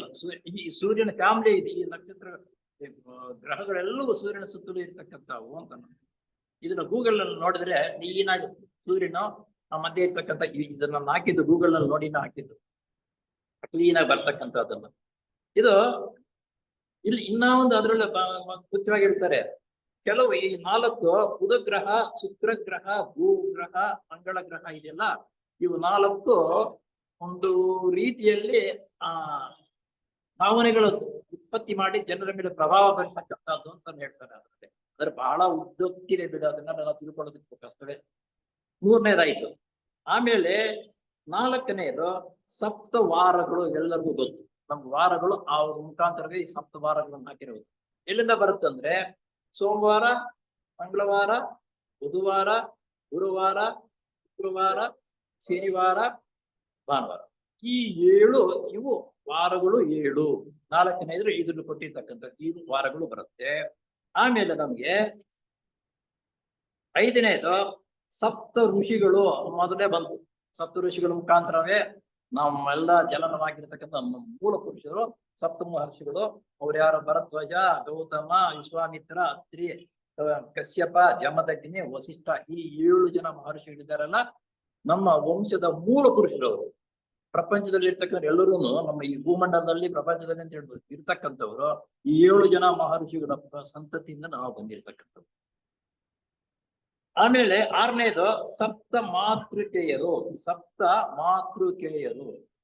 ಯಾರ್ಯಾರಪ್ಪ ಅಂದ್ರೆ, ಬ್ರಾಹ್ಮಣಿ, ಮಹೇಶ್ವರಿ, ಕೌಮಾರಿ, ವೈವಸ್ವಿನಿ, ವರಾಹಿ, ಇಂದ್ರಾಣಿ ಅಂತಕ್ಕಂಥದ್ದು ಈ 7 ಸಪ್ತ ಕನ್ಯೆಗಳು ಅಂತ ಹೇಳ್ತಾರೆ. ಇದು ನಮ್ಮ ಇದರಲ್ಲಿ ಬರ್ತಾ ಇರ್ತಕ್ಕಂಥ ಹೀಗೆ 7ಕ್ಕೆ ಅಷ್ಟು ಪ್ರಾಧಾನ್ಯತೆ ಮುಖ್ಯ. ಇನ್ನು 7 ಸಮುದ್ರಗಳು ಇವೆಲ್ಲ ಬರುತ್ತೆ. ನಮ್ಮಲ್ಲಿ ಇದು ಕೊಟ್ಟಿರ್ತಕ್ಕಂಥ ಇವನ್ನೇ ಇವು ನಮ್ಗೆಲ್ಲ ಸಿಕ್ತಂದ್ರೆ ಗೂಗಲ್ ನಲ್ಲಿ ಹುಡುಕಿದಾಗ ಇದಕ್ಕೆ ಸಂಬಂಧಪಟ್ಟಂತ ಕೆಲಸ ಸಿಗೋದು. ಕನ್ಯಾದಾನ ಮಾಡ್ಬೇಕಾಗಿ ಸಪ್ತಪದಿ 7 ಪದಿಗಳ ಇರ್ತಕ್ಕಂಥದ್ದು. ಅದಕ್ಕೆ 7ಕ್ಕೆ ಪ್ರಾಧಾನ್ಯತೆಯನ್ನು ಪಡೆದಿದೆ ನೋಡಿ. ಸಪ್ತ ತತ್ವಗಳು ಹೇಳ್ದೆ, ಸಪ್ತ ಲೋಕಗಳು, ಸಪ್ತ ಗ್ರಹಗಳು, ಸಪ್ತ ವಾರಗಳು, ಸಪ್ತ ಋಷಿಗಳು, ಸಪ್ತ ಮಾತೃಕೇಯರು, ಇಷ್ಟು ಪ್ರಾಧಾನ್ಯತೆ. ಇವಾಗ 5 ಮಾನವ ಪಿಂಡವು ನೋಡಿ, ಇನ್ನೊಂದು ಮುಖ್ಯವಾಗಿರೋದು, ಮಾನವ ಪಿಂಡವು ಗರ್ಭತಾಡಿ ಬೆಳೆದು ಜನನವಾಗುವ ಕಾಲವು 7 ದಿನಗಳುಳ್ಳ ವಾರಗಳ ಒಂದು ಗೊತ್ತಾದ ಪುನರಾವರ್ತನೆಯನ್ನು ಅವಲಂಬಿಸಿದೆ ಎಂದು ಶಾಸ್ತ್ರೀಯವಾಗಿ ತಿಳಿದು ಬಂದಿದೆ.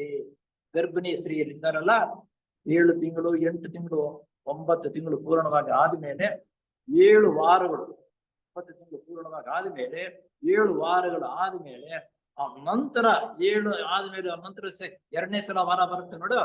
ಒಂದು ವೇಳೆ ಅವರು ಬುಧವಾರ ಗರ್ಭಿಣಿಯಾಗಿ ಬಂದರೆ 7 ಸಲ ಬುಧವಾರ ಬಂದ್ಬಿಟ್ಟು ನಂತರ 8ನೇ ಸಲ ನಂತರ ಆ ಬುಧವಾರಕ್ಕೆ ಬರ್ತಂತ ಆ ಒಂದು ದಿವಸ ಪ್ರಸವಾಗ್ತಕ್ಕಂಥದ್ದು ಅಂತ ಇದರ ಅರ್ಥ.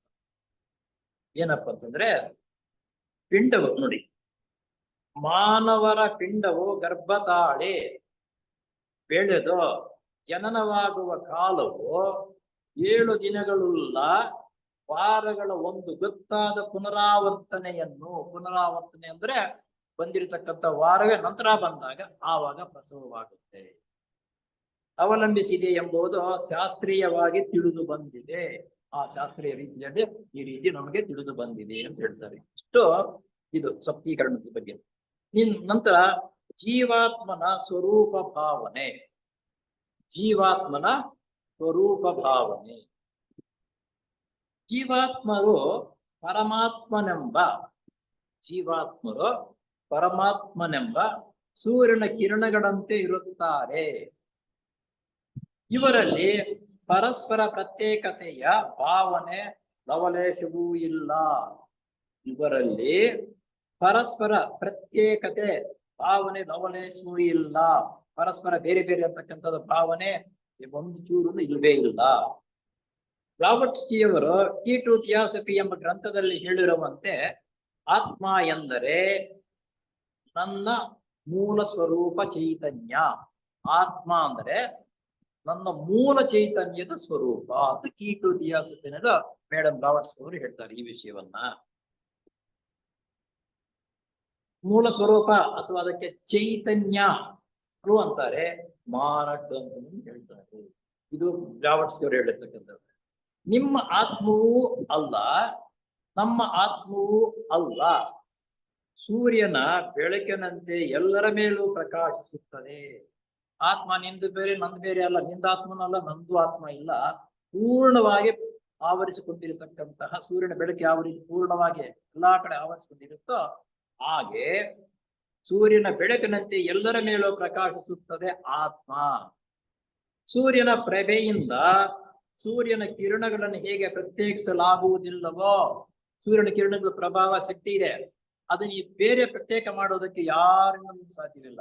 ಹಾಗೆ ಆತ್ಮವು ಎಲ್ಲರ ಮೇಲೂ ಇದೆ, ಇದನ್ನ ಪ್ರತ್ಯೇಕಿಸುವುದಕ್ಕೆ ಯಾರಿಂದನೂ ಆಗುವುದಿಲ್ಲ. ಹಾಗೆಯೇ ಮೂಲ ಸ್ವರೂಪದಲ್ಲಿ ಜೀವಾತ್ಮನನ್ನು ಪರಮಾತ್ಮನಿಂದ, ಮೂಲ ಸ್ವರೂಪ ಮೂಲದಿಂದ ಬಂದಿರತಕ್ಕಂಥದ್ದು, ಜೀವಾತ್ಮನನ್ನು ಪರಮಾತ್ಮನಿಂದ ಪ್ರತ್ಯೇಕಿಸಲು ಸಾಧ್ಯ.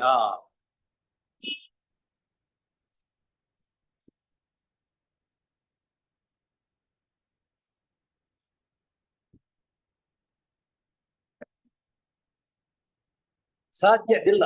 ಆದರೆ ಮೂಢರು ದೇಹ ಭ್ರಾಂತಿಗಳೊಳಗಾಗಿ, ಮೂಢರು ಅಂತಂದ್ರೆ ನಮ್ಮಂತವ್ರು ಗೊತ್ತಿಲ್ಲದೆ ಇರತಕ್ಕಂಥವ್ರು, ದೇಹ ಭ್ರಾಂತಿಗೆ ಒಳಗಾಗಿ ನನ್ನ ಆತ್ಮ ನಿನ್ನ ಆತ್ಮ, ನನ್ನದು ನಿನ್ನದು ಅನ್ನೋದು ಪ್ರತ್ಯೇಕ ಭಾವನೆ ಬಂತು ಎಂಬ ಭೇದ ಬುದ್ಧಿಯಿಂದ ವರ್ತಿಸುತ್ತಾರೆ. ನನ್ನ ಆತ್ಮ ನಿನ್ನ ಆತ್ಮ ಅಂತಕ್ಕಂಥದ್ದು ಮೂಢ ತಿಳುವಳಿಕೆ ಇರತಕ್ಕಂಥವ್ರು ಭೇದ ಭಾವನೆಯಿಂದ ಎಣಿಕೆ ಮಾಡ್ತಾರೆ. ಮೂಲಭೂತವಾದ ಈ ಏಕತ್ವ ಜ್ಞಾನವಿಲ್ಲದೆ ಮೂಲಭೂತವಾದ ಈ ಏಕತ್ವ ಜ್ಞಾನವಿಲ್ಲದೆ ಜನಾಂಗ, ದೇಶ, ಕುಲ, ಜಾತಿ, ಮತ, ವರ್ಣಗಳೆಂಬ ಕ್ಷುದ್ರ ಕಾರಣಗಳಿಗಾಗಿ ಎಂತಹ ಹಿಂಸಾತ್ಮಕ ಕಾರ್ಯವನ್ನಾದರೂ ಮಾಡಲು ಹಿಂಜರಿಯುವುದಿಲ್ಲ. ಇವೆಲ್ಲವೂ ನಮ್ಮ ಅನುಭವದಲ್ಲಿ ಇದೆ. ಪ್ರತಿಯೊಬ್ಬರಲ್ಲಿ ಇನ್ನೊಂದು ಜನಾಂಗ, ನಮ್ಮ ಜನಾಂಗ ಅಂತಂದ್ರೆ ಅವರಿಗೆ ಒಂದು ಪ್ರತ್ಯೇಕ ನೋಡ್ತಕ್ಕಂಥದ್ದು.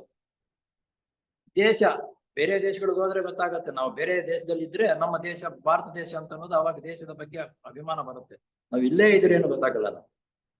ಕುಲ, ಇದು ಬಂದಿದೆ. ಕುಲದವರು, ಒಂದೇ ಕುಲದವರು ಅಂತಂದ್ರೆ ಅವ್ರಿಗೆ ಪ್ರಾಧಾನ್ಯತೆ ಕೊಡ್ತಕ್ಕಂಥದ್ದು. ಜಾತಿ, ಜಾತಿ ಕುಲ ಸಾಮಾನ್ಯವಾಗಿ ಒಂದೇ ಬರುತ್ತೆ ಅಂತ ಅನ್ಸುತ್ತೆ. ಮತ, ಇವೆಲ್ಲ ಒಂದರಲ್ಲಿ ಒಂದು ಸೇರ್ಕೊಂಡಿರ್ತಕ್ಕಂಥದ್ದು. ಜಾತಿ, ಕುಲ, ಮತ, ವರ್ಣಗಳೆಂಬ ಕ್ಷುದ್ರ ಕಾರಣಗಳಿಗಾಗಿ ವರ್ಣ ಭೇದನೆ ಬಂದಿದ್ದು ಅನೇಕ. ಬಿಳಿಯರು ಮತ್ತು ಕಪ್ಪು ಜನರು ಅಂತಕ್ಕಂಥ ವರ್ಣಭೇದ ಬಂತು, ಬಡದಾಟಗಳು ಜಾಸ್ತಿ ಆಗಿ ಇವೆಲ್ಲ ಈ ರೀತಿ ಬಂದಿದೆ. ಎಂತಹ ಹಿಂಸಾತ್ಮಕ ಕಾರ್ಯವನ್ನಾದರೂ ಮಾಡಲು ಹಿಂಜರಿಯುವುದಿಲ್ಲ. ಇವರು ಎಂತಹ ಹಿಂಸೆಗಳು ಮಾಡೋದಕ್ಕೂ ಹಿಂಜರಿಯುವುದು. ನಮ್ಮಲ್ಲೆಲ್ಲ ಬೇರೆ ಔಟ್ ಆಫ್ ಕಂಟ್ರಿ, ಅಮೆರಿಕ ಅಂತ ಕಂಡ್ರೆ ಬಿಳಿಯರದೇ ಒಂದು ಗುಂಪು, ಕಪ್ಪಗಿರ್ತಕ್ಕಂಥವ್ರದ್ದು ಒಂದು ಗುಂಪು. ಹೊಡೆದಾಟಕ್ಕೆ ಬಂದ್ರೆ ಬಡ್ಕೊಂಡ್ರೆ ಸಾಧಾರಣವಾಗಿ ಅಲ್ಲ, ಬಹಳ ಓಡ್ಕೊಳ್ತಕ್ಕಂಥ ಜನರು ಈ ವರ್ಣ ಭೇದದಿಂದ ಈ ರೀತಿ ಹೊಡ್ಕೊಳ್ತಾರೆ. ಆಧುನಿಕ ನಾಗರಿಕತೆಯನ್ನ ಮೆಚ್ಚಿಕೊಂಡು ಹೆಮ್ಮೆ ಪಡುವ ಈಗಿನ ಕಾಲದ ಜನರು, ನಾಗರಿಕರು, ಈಗಿನ ನಾಗರಿಕತೆ ಹೆಂಗಿದೆ, ಬಹಳ ಚೆನ್ನಾಗಿದೆಪ್ಪ ಅಂತ ಮೆಚ್ಚುಗೆ ಪಡ್ತೀವಿ ನಾವು. ಯುದ್ಧ ಪ್ರಾಪ್ತವಾದ ಕಾಲದಲ್ಲಿ ನಾಗರಿಕರಾಗಿದ್ರೆ ಯುದ್ಧಕ್ಕೆ ಹೋಗೋದೇ ಇಲ್ಲ, ಇದುವೇ ಮಾಡ್ಕೊಳ್ಳಲ್ಲ. ಅನಾಗರಿಕರೇ ಅವಂತ ಕೆಲಸಗಳು ಮಾಡ್ತಕ್ಕಂಥದ್ದು. ಯುದ್ಧ ಪ್ರಾಪ್ತವಾದ ಕಾಲದಲ್ಲಿ ಕಾಡಿನ ದುಷ್ಟ ಮೃಗಗಳ ನ್ಯಾಯವನ್ನು ಅವಲಂಬಿಸುತ್ತಾರೆ. ಜಂಗಲ್ ನ್ಯಾಯ ಅಂತಾರೆ ಇದಕ್ಕೆ. ಜಂಗಲ್ ನ್ಯಾಯ ಏನು, ಬಲವಂತವಾಗಿ ಯಾವುದು ಪ್ರಾಣಿ ಇರುತ್ತೋ ಅದೇ ಜೀವನ, ಅದೇ ರಾಜ. ಬಲವಂತ ಇಲ್ಲ ಅಂತ ಅನ್ನೋದು ಇಲ್ಲ, ರಾಜ್ಯಭಾರ ಮಾಡೋಕ್ಕಾಗಲ್ಲ, ಅದು ಜೀವನ ನಡೆಸೋದಕ್ಕೆ ಆಗಲ್ಲ. ಹಾಗೆ ಆಗಿದೆ ನಮ್ಮ ಗತಿನೋ ಅಂತ ಹೇಳೋದು ಅನಿಸುತ್ತದೆ. ಅವು ಕೂಡ ಈಗಿನ ಜನರು ತಮ್ಮ ಸ್ವಾರ್ಥ ಉದ್ದೇಶಗಳಿಗಾಗಿ ಮಾಡುವಂತಹ ಅಮಾನುಷ್ಯ ಕ್ರೂರ ಕೃತ್ಯಗಳನ್ನು ಮಾಡಲಾರವು. ಏನು, ಕಾಡಿನಲ್ಲಿರ್ತಕ್ಕಂಥ ಕಾಡು ಮೃಗಗಳಿದೆಯಲ್ಲ, ನಮ್ಮ ಮನುಷ್ಯರಾಗಿರ್ತಕ್ಕಂಥವರ ಅದು ಅವಕ್ಕಿಂತ ಕ್ರೂರವಾಗಿರ್ತಕ್ಕಂಥ ಕಾರ್ಯ ಕೆಲಸಗಳನ್ನು ನಾವು ಮಾಡ್ತಾ ಇದ್ದೀವಿ. ನಮ್ಮ ಇಷ್ಟು ಕ್ರೂರ ಕೃತ್ಯವಾಗಿರ್ತಕ್ಕ ಅವು ಮಾಡಲ್ಲ. ಉದಾಹರಣೆ, ಸಿಂಹಾನು ಹುಲಿನಷ್ಟೇ, ಹಸಿವಾದಾಗ ಮಾತ್ರ ಬೇಟೆಗಾಗತ್ತೆ, ತಿನ್ನುತ್ತೆ. ಆಮೇಲೆ ಹೊಟ್ಟೆ ತುಂಬಿದ ಮೇಲೆ ಆ ಪಕ್ಕದಲ್ಲಿ ಹಸುವಾಗ್ತಾ ಇದ್ರೆ ಏನಾದ್ರೂ ಆಗ್ತಾ ಇದೆ, ಅದಕ್ಕೆ ಯಾರೇ ನೋಡೋದೇ ಇಲ್ವ. ನಾವಾದ್ರೆ ಬಚ್ಚಿಟ್ಕೊಳ್ಳಿ, ನಾವು 3-4 ತರಗಳು ಬೇಕಾದ. ಹಾಗೆ ಅದಕ್ಕೆ ಕಾಡು ಮೃಗಗಳಿಗಿಂತ ಜಾಸ್ತಿಯಾಗಿ ಮನುಷ್ಯರಲ್ಲಿ ಇದೆ. ಸುಪ್ರಸಿದ್ಧ ವಿಜ್ಞಾನಿಯಾದ ಐನ್ಸ್ಟೈನ್ ಹೇಳುವಂತೆ ದೇಶಾಭಿಮಾನವು ಶೇಷ ವ್ಯವಸ್ಥೆಯಲ್ಲಿರುವ ಮಾನವ ಕೋಟಿಯ ಸಿಡುಬು ರೋಗದಂತೆ ಇದೆ. ಮಾನವ ಕೋಟಿಯಲ್ಲೇ ದೇಶಾಭಿಮಾನ ಅಂತಕ್ಕಂಥ ಸಿಡುಬು ರೋಗ. ಇವಾಗ ಸಿಡುಬು ರೋಗ ನಾವು ನೋಡ್ತಾನೆ ಇಲ್ಲ, ಮೊದಲು ಇತ್ತು ಸಿಡುಬು ರೋಗ. ಒಂದ್ ಕಡೆ ಒಂದ್ ಸಿಡುಬು ಬಂದ್ರೆ ದೇಹವೆಲ್ಲ ಸುತ್ತೋದು, ಅವನಂದ್ರ ನಂತರ ಇನ್ನೊಬ್ಬಂದು ಹೋಗೋದು, ನಂತರ ಹಿಂಗ್ ಈ ರೀತಿ ಎಲ್ಲಾ ಕಡೆ ಹೋಗ್ತಾ ಇತ್ತು ಸಿಡುಬು ರೋಗ. ಆ ರೀತಿ ಇತ್ತು ಅನ್ನೋದು. ಮಾನವ ಕೋಟಿಯ ಸಿಡುಬು ರೋಗದಂತೆ ಇದೆ. ಜನರು ವಾಸ ಮಾಡುವ ನೆಲವನ್ನು ಮತ್ತು ಅದರ ಎಲ್ಲಿರುವ ನೀರನ್ನು ಕೂಡ ಹಂಚಿಕೊಂಡು, ನಾವು ವಾಸ ಮಾಡ್ತಕ್ಕಂಥ ಜನ ನಮ್ ಸ್ವಲ್ಪ ಪಾಕಿಸ್ತಾನದ್ದು, ಭಾರತದ್ದು, ಇಂಡೋನೇಷ್ಯಾ, ಚೀನಾದು ಇವೆಲ್ಲ ಇದೆಯಲ್ಲ, ಸ್ವಲ್ಪ ಜಾಗಕ್ಕೆ ಬಡದಾಟ ಮಾಡಿ ಸಾಯ್ತಾ ಇದ್ದಾರೆ ಅಲ್ವಾ. ಈ ರೀತಿ ಆಗ್ತಾ ಇದ್ದಾರೆ. ಅದಕ್ಕೆಲ್ಲ ಎಲ್ಲಿರುವ ನೀರನ್ನು ಕೂಡ ಹಂಚಿಕೊಂಡು, ನಮ್ಮ ದೇಶದ ಪಕ್ಕದಲ್ಲಿರ್ತಕ್ಕಂಥ ಸಮುದ್ರ ಇದೆಯಲ್ಲ, ಈ ಸಮುದ್ರ ನಮ್ಮ ಶ್ರೀಲಂಕಾಗೂ ನಮ್ಗೂ ಈ ಸಮುದ್ರ ನಮ್ಗೆ ಇಲ್ಲಿ ತನಕ ಬರುತ್ತೆ. ನಮ್ಮ ಸಮುದ್ರದಕ್ಕೆ ದಾಟಿ ಬಂದಿದ್ದನ್ನು ಉಲ್ಲಂಘನೆ ಮಾಡಿದ್ದಾನೆ ಅಂತಂದ್ರೆ ನಮ್ಮ ಸೈನಿಕರಾಗಲಿ ನಮ್ಮ ಪ್ರಜೆಗಳಿದ್ರೆ ಅವ್ರನ್ನ ಕರ್ಕೊಂಡೋಗಿ ಇದಕ್ಕೆ ಜೈಲಿಗೆ ಹಾಕ್ತಾರೆ. ಈ ರೀತಿ ಇವೆಲ್ಲ ನಾವೆಲ್ಲ ಹೊಡೆದಾಡ್ತಾ ಇದ್ದೀವಿ. ನಮ್ಮ ದೇಶ, ನಮ್ಮ ಸಮುದ್ರ, ನಿಮ್ಮ ದೇಶ, ನಿಮ್ಮ ಸಮುದ್ರ ಎಂದು ವಾದಗಳಲ್ಲಿ ತೊಡಗಿರುತ್ತಾರೆ. ನಮ್ಮ ದೇಶ, ನಮ್ಮ ಸಮುದ್ರ, ಈ ರೀತಿ ವಾದದಲ್ಲಿ ತೊಡಗಿದ್ದೀವಿ ನಾವು. ಆದರೆ ಎಲ್ಲರೂ ಉಸಿರಾಡುವ ಗಾಳಿಯನ್ನಾಗಲಿ ಎಲ್ಲವನ್ನು ಆವರಿಸಿರುವ ಆಕಾಶವನ್ನಾಗಲಿ ವಿಭಾಗಿಸಲು ಯಾರಿಗೂ ಸಾಧ್ಯವಿಲ್ಲ. ಗಾಳಿಯನ್ನಾದ್ರೂ ವಿಭಾಗ ಮಾಡಿಕೊಂಡು ಈ ಕಡೆಗೆ ಹೋಗ್ಲೇಬಾರ್ದು ಅಂತ ತಡೆ ಇಡ್ತಕ್ಕಂಥ ಸಾಮರ್ಥ್ಯ ಇದ್ರೆ ಬಿಡ್ತಾ ಇರ್ಲಿಲ್ಲ. ಎಲ್ಲರೂ ಕುಪ್ಪೆಗಳಾಗಿ ಸತ್ತೋಗ್ತಾ ಇದ್ರೆ ಕಟ್ಟಿಟ್ಟಿದ್ದಾರೆ. ಆದ್ರೆ ಪ್ರಕೃತಿ ಯಾವುದು ಎಷ್ಟು ಇಡಬೇಕು ಏನ್ ಇಡಬೇಕು ಅಂತ ಭಗವಂತನಿಗೆ ಚೆನ್ನಾಗಿ ಗೊತ್ತಾದ್ರಿಂದ ಗಾಳಿ ಆಗ್ಲಿ ಬೆಳಕಾಗ್ಲಿ ಹಿಡಿಯೋದಕ್ಕೆ ಆಗಲ್ಲ. ಬಾಗಿಸಲು ಯಾರಿಗೂ ಸಾಧ್ಯವಿಲ್ಲ. ನೀರನ್ನು ಹಾಲನ್ನು ಪ್ರತ್ಯೇಕಿಸುವ ಹಂಸ ಪಕ್ಷಿ ವಿಚಾರವನ್ನು ಹಿಂದೂ ಸಂಸ್ಕೃತಿಯಲ್ಲಿ ಪ್ರಸ್ತಾಪ ಮಾಡಿರುತ್ತಾರೆ.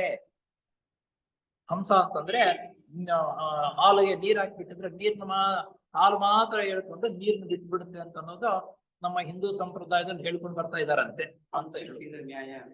ಅಂತ ಹೇಳ್ತಾರೆ. ಅಂತಹ ಪಕ್ಷಿಯು ಎಲ್ಲಿದೆಯೋ ಗೊತ್ತಿಲ್ಲ. ಸುಮ್ಮನೆ ಹೇಳ್ಕೊಳ್ತಕ್ಕಂಥದ್ದು ಅಂತ ಪಕ್ಷಿ ಇಲ್ಲ. ಮಾನಸ ಸರೋವರದಲ್ಲಿ ವಾಸಿಸುವ ಒಂದು ಹಂಸವಿದೆಯಂತೆ.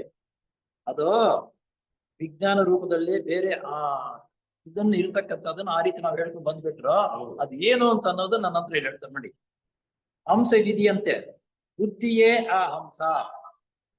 ನಮ್ಮ ಬುದ್ಧಿ ಇದೆಯಲ್ಲ, ಆ ಬುದ್ಧಿ ಹಂಸ. ಮಾನಸ ಸರೋವರದಲ್ಲಿ ವಾಸಿಸುವ ಒಂದು ಹಂಸವಿದೆಯಂತೆ, ಬುದ್ಧಿಯೇ ಆ ಹಂಸ. ನಮ್ಮ ಮನಸ್ಸೇ ಮಾನಸ ಸರೋವರ. ಯಾರು ಇಂತಹ ಸದ್ವಿಚಾರಗಳಿಗೆ ಮನನ ಕೊಡುತ್ತಾರೆಯೋ ಅವರಲ್ಲಿ ಬುದ್ಧಿ ಎಂಬ ಹಂಸ ಪಕ್ಷಿ ಎಚ್ಚೆತ್ತು ಕೆಲಸ ಮಾಡುತ್ತದೆ. ಇದು ಹಂಸ ಪಕ್ಷಿ ಅಂತಂದ್ರೆ ಈ ರೀತಿ ಇದು ವಿವರಣೆ. ಮೊದಲೇ ಬಂದಾಗ ಹಂಸ ನೀರು ಹಾಲು ಅಂತ ಬಂದಾಗ ಇದೆಲ್ಲ ಯಾಕಪ್ಪ ಬಂತು ಇಲ್ಲಿಗೆ ಅಂತ ಮೊದಲ ಗಾಬರಿ ಆಗುತ್ತೆ. ನಂತರ ನೋಡಿ ಈ ರೀತಿ ಹೇಳ್ತಾರೆ ನೋಡಿ. ಏನಪ್ಪಾ ಅಂತಂದ್ರೆ, ಹಂಸ ಪಕ್ಷಿ ಎಲ್ಲಿದೆಯೋ ಗೊತ್ತಿಲ್ಲ, ಮಾನಸ ಸರೋವರದಲ್ಲಿ ವಾಸಿಸುವ ಒಂದು ಹಂಸವಿದೆಯಂತೆ, ಅದು ಬುದ್ಧಿಯೇ ಆ ಹಂಸ. ನಮ್ಮ ಮನಸ್ಸೇ ಮಾನಸ ಸರೋವರ. ನಮ್ಮ ಮನಸ್ಸು ಅನ್ನೋದು ಸರೋವರ ಇದ್ದಷ್ಟೇ. ಯಾರು ಇಂತಹ ಸದ್ವಿಚಾರಗಳಿಗೆ ಮನನ ಕೊಡುತ್ತಾರೆಯೋ ಅವರಲ್ಲಿ ಬುದ್ಧಿ ಎಂಬ ಹಂಸ ಪಕ್ಷಿ ಎಚ್ಚೆತ್ತು ಕೆಲಸ ಮಾಡುತ್ತಾ ಇದೆ. ಇಂಥ ಸದ್ವಿನಿಯೋಗ, ಸತ್ಕಲಸಗಳು, ಸಾರ್ವಜನಿಕರಿಗೆ ಸೇವೆ ಮಾಡ್ತಕ್ಕಂಥದ್ದು ಸೋದರ ಭಾವ ಯಾರು ಬೆಳೆಸ್ಕೊಂಡಿರ್ತಾರೋ ಅವರಲ್ಲಿ ಹಂಸ ಅಂತಕ್ಕಂಥದ್ದು ಇದೆಯಲ್ಲ, ಅದು ಕೆಲಸ ಮಾಡ್ತಾ ಇದೆ ಅಂತ ಅನ್ನೋದು ಅವ್ರು ಹೇಳೋದು. ಅಂತವರು ಶಾಶ್ವತ, ಕ್ಷಣಿಕ, ಒಳ್ಳೆಯದು, ಕೆಟ್ಟದ್ದು ಆ ತಿಳುವಳಿಕೆ ಇರ್ತಕ್ಕಂಥವ್ರು ಏನಪ್ಪಾ ಅಂದ್ರೆ, ಶಾಶ್ವತ ಯಾವುದು, ಕ್ಷಣಿಕ ಇರುವುದು ಯಾವುದು, ಒಳ್ಳೇದು ಯಾವುದು, ಕೆಟ್ಟದ್ದು ಯಾವುದು ಅಂತಕ್ಕಂಥ ವಿಂಗಡಣೆ ಮಾಡ್ತಕ್ಕಂಥ ಸಾಮರ್ಥ್ಯ ಜನರಲ್ಲಿ ಬಂದಿರುತ್ತೆ. ಪುಣ್ಯ ಪಾಪ ಮೊದಲಾದ ಮುಖ್ಯ ವ್ಯತ್ಯಾಸಗಳು ಗಮನಿಸಿ. ಪುಣ್ಯ ಪಾಪ ಯಾವುದು ಅಂತ ಅನ್ನೋದು ಅದರಲ್ಲಿ ಗಮನಿಸಿ. ನಿಸ್ಸಾರವಾದ ಪಾಪ, ನಿಸ್ಸಾರವಾದ ಪಾಪ ಕೆಟ್ಟದ್ದು. ಕ್ಷಣಿಕವಾದವುಗಳಿಗೆ ಭ್ರಾಂತಿಯಾಗದೆ, ಅಂದರೆ ಕ್ಷಣಿಕವಾಗಿರತಕ್ಕಂಥದ್ದು ನಮ್ಮ ಜೀವನ ಕ್ಷಣಿಕವಾಗಿರ್ತಕ್ಕ, ಶಾಶ್ವತವಾಗಿರುವುದಲ್ಲ. ಇದಕ್ಕೆ ಭ್ರಮೆ ಪಡೆದಿರ ನಾವು ನಮ್ಮ ಜೀವನವನ್ನು ನಡೆಸುವುದು ಕಲಿತ್ಕೋಬೇಕು ಅಂತ ಅನ್ನೋದು. ಕ್ಷಣಿಕವಾದ ಭ್ರಾಂತಿಗೆ ಒಳಗಾಗದೆ ಶಾಶ್ವತವಾದ ಸತ್ಯ ಧರ್ಮಗಳಿಗೂ ಹೂಗೊಟ್ಟು. ಶಾಶ್ವತವಾಗಿ ಯಾವ ದೊಡ್ಡವರು ಹೇಳ್ತಾರೆ, ಸತ್ಯವು ಒತ್ತಿಯಾಗಿ ಬೆಳೆಯುತ್ತದೆ ಅಂತ. ಯಾರು ಎಷ್ಟು ಮಾಡಿದ್ರು ಸತ್ಯವೇ ನಿಲ್ಲುವುದು ಕಡೆಗ, ಆದ್ರಿಂದ ಸತ್ಯವೇ ಶಾಶ್ವತವಾಗಿರುವುದು. ಸತ್ಯ ಧರ್ಮಗಳಿಗೆ ಹೋಗೊಟ್ಟು ನಡೆಯಲು ಕಾತುರರಾಗುತ್ತಾರೆ. ಈ ಸತ್ಯ ಧರ್ಮಗಳಿಗೆ ಹೋಗೊಟ್ಟು ಕಾತುರರಾಗಿ ಬೆಳವಣಿಗೆ ಮಾಡಿಕೊಳ್ತಕ್ಕಂಥ ಸಾಮರ್ಥ್ಯ ನಾವು ಬೆಳೆಸ್ಕೋಬೇಕು. ಮನಸ್ಸು ಕೇವಲ ಲೌಕಿಕ ವಾಸನೆ ಉಳ್ಳದ್ದು. ಎಲ್ಲರೂ ನಮ್ಮ ಮನಸ್ಸು ಅಂತಕ್ಕಂಥದ್ದು ಲೌಕಿಕ ವಾಸನೆಗಳ ಕಡೆ ಹೆಚ್ಚು ಗಮನ. ಲೌಕಿಕ ಅಂತಂದ್ರೆ ನಮ್ಮ ಜೀವನದಲ್ಲಿ ಮಾಡ್ತಕ್ಕಂಥ ಕೆಲಸಗಳು, ನಮ್ಮ ಆಹಾರ ಪದಾರ್ಥಗಳ ಬಗ್ಗೆ, ಇದು ಲೌಕಿಕವಾಗಿರ್ತಕ್ಕಂಥ ಬಗ್ಗೆ ಆಸೆ ಜಾಸ್ತಿ ನಮ್ಮ ಮನಸ್ಸಿಗೆ. ಕೇವಲ ಭೌತಿಕ ಪ್ರಗತಿ. ಲೌಕಿಕ ವಾಸನೆ ಉಳ್ಳದ್ದು ಅದು ಎಷ್ಟೇ ಚುರುಕಾಗಿ ಬೆಳೆದಿರಲಿ, ಎಂತ ಮನುಷ್ಯನೇ ಆಗಲಿ ಚುರುಕಾಗಿ ಬೆಳೆದಿರಲಿ, ಅವನ ಬುದ್ಧಿ ಮಟ್ಟ ಒಂದಲ್ಲ ಒಂದ್ ಸ್ವಲ್ಪ ತೋರ್ಸನೇ ತೋರಿಸ್ತಾನೆ. ಆ ರೀತಿ ಭೇದವನ್ನು ಎನಿಸಬಲ್ಲ ಮನಸ್ಸನ್ನ ಬೆಳೆಸಿಕೊಂಡಂತವರು ಹೇರ್ಕ ಎಂಬ ಮಹಾಪುರುಷರಿಂದ, ಹೇರ್ಕನೆ ಎಂಬ ಮಹಾಪುರುಷನಂತ ಪ್ರತಿಭಾಶಾಲಿಯಾಗಲಿ, ಅವರಲ್ಲಿ ಎಲ್ಲದರಲ್ಲಿ ಇರುವ ಸಾರವನ್ನು ಗ್ರಹಿಸುವ ಬುದ್ಧಿ ಹೊಳೆಯದೇ ಇದ್ದರೆ ಅಂತವರು ಕೇವಲ ಪ್ರಾಪಂಚಕರು ಮತ್ತು ಸ್ವಾರ್ಥಪರರು ಎಂದು ಒಬ್ಬ ಮಹಾತ್ಮರು ಹೇಳಿದ್ದಾರೆ. ಅಂತವರಿಂದ ಲೋಕ ಉದ್ಧಾರವಾಗಲಾರದು. ಆ ಸ್ವಾರ್ಥ ಬುದ್ಧಿ ಕಪಟತನ ಇರ್ತಕ್ಕಂಥವ್ರು ಅವನೂ ಉದ್ಧಾರ ಆಗಲ್ಲ. ಅವನು ಉದ್ಧಾರ ಆಗಲ್ಲ ಅಂದ್ರೆ ಲೋಕ ಉದ್ಧಾರ. ಥಿಯಾಸಫಿಕಲ್ ಸೊಸೈಟಿಯ ಮೊದಲನೇ ಪರಮ ಉದ್ದೇಶವಾದ ಸಾರ್ವತ್ರಿಕ ಸೋದರ ಭಾವ. ಇಲ್ಲಿ ಥಿಯಾಸಫಿಕಲ್ ಸೊಸೈಟಿಯಲ್ಲಿ ಪ್ರಥಮವಾಗಿ ಪ್ರತಿಯೊಂದು ಪುಸ್ತಕದಲ್ಲಿ ಹೇಳ್ತಕ್ಕಂಥದ್ದು ಸಾರ್ವತ್ರಿಕ ಸೋದರ ಭಾವ ಬೆಳವಣಿಗೆ. ಸಾರ್ವತ್ರಿಕ ಸೋದರ ಭಾವ ನಮ್ಮ ಅಲ್ಲಿ ಬೆಳವಣಿಗೆ ಆಯ್ತು ಅಂದ್ರೆ ಬುದ್ಧಿಲೋಕಕ್ಕೆ ಸಂಬಂಧಪಟ್ಟಿರ್ತಕ್ಕಂಥ ಪ್ರಜ್ಞೆ ನಮ್ಮಲ್ಲಿ ಬೆಳವಣಿಗೆ ಆಗುತ್ತೆ. ಬುದ್ಧಿಲೋಕದ ಪ್ರಜ್ಞೆ ನಾವು ಬೆಳೆಸ್ಕೋಬೇಕಂದ್ರೆ ಸಾರ್ವತ್ರಿಕ ಸೋದರ ಭಾವ ಒಪ್ಪಲೇಬೇಕು. ಆ ರೀತಿ ಸೋದರತ್ವ ನಾವು ಪಡೆಯಬೇಕು. ಬುದ್ಧಿ ಐಕ್ಯತೆಗಳು ಮೇಲ್ಕಂಡ ಸ್ವಾರ್ಥಗಳಿಗೆ ಹಿಡಿಸುವುದಿಲ್ಲ. ಇದು ಒಳ್ಳೆ ಉತ್ತಮ ಬುದ್ಧಿ ಬೆಳವಣಿಗೆ ಆದವನಿಗೆ ಸ್ವಾರ್ಥ ಅಂತ ಅನ್ನೋದು ಹಿಡಿಸುವುದಿಲ್ಲ ನಮ್ಮ. ಆದರೆ ಯಾರಲ್ಲಿ ಹಿಂದೂ ಸಂಧ್ಯಾವಂದನ ಮಂತ್ರದಲ್ಲಿ ಹೇಳುವಂತೆ ಸ್ವಲ್ಪವಾದರೂ ಬುದ್ಧಿಯ ವಿಕಾಸವಾಗಿದೆಯೋ ಅಂತವರನ್ನು ಸಾರ್ವತ್ರಿಕ ಸೋದರ ಭಾವ ಧ್ಯೇಯವು ಆಕರ್ಷಿಸುತ್ತದೆ. ಅದಕ್ಕೆ ಗಾಯತ್ರಿ ಮಂತ್ರ ಸಂಧ್ಯಾವಂದನ ಮಾಡ್ತಕ್ಕಂಥದ್ರೆ ಗಾಯತ್ರಿ ಮಂತ್ರವು ಹೇಳ್ತಕ್ಕಂಥವ್ರು ಯಾರಲ್ಲಿ ರೂಢಿಯಲ್ಲಿರುತ್ತೋ ಅವನಿಗೆ ಈ ಪ್ರಪಂಚದ ವಿಷಯ ವ್ಯವಹಾರ ಸೋದರ ಭಾವ ಅಂತಕ್ಕಂಥದ್ದು ಚೆನ್ನಾಗಿ ಅರ್ಥವಾಗಿರುತ್ತೆ.